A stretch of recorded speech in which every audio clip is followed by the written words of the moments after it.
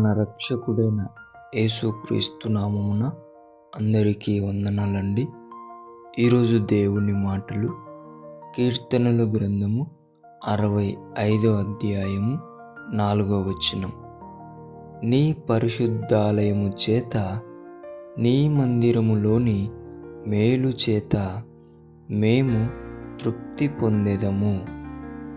ప్రేమైన దేవుని బిడ్డలారా, ఈ నవంబర్ నెలలో దేవుడు మనకిస్తున్నటువంటి మాట పరిశుద్ధాలయము అంటే పరలోకము,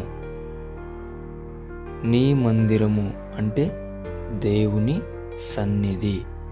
దేవుని బిడ్డలారా, పరలోకములో నుండి దేవుని సన్నిధి చేత మనమందరము కూడా మేలును, తృప్తిని పొందుకోబోతున్నాము.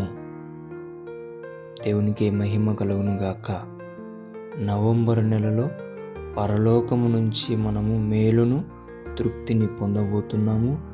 దేవుని సన్నిధిలో నుండి మనం మేలును, తృప్తిని పొందబోతున్నాం. దేవుడు ఈ వాగ్దానమును ఈ నెలంతటిలో మన జీవితాలలో, మన కుటుంబాలలో, మన సంఘాలలో నెరవేర్చునుగాక. ఆమేన్. ప్రార్థించుకుందాం. దేవానికి వందనాలు, స్తోత్రాలు ప్రభువా.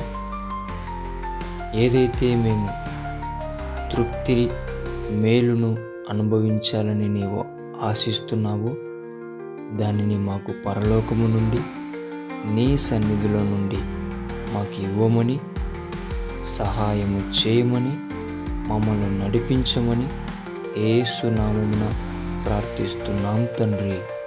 ఆమేన్.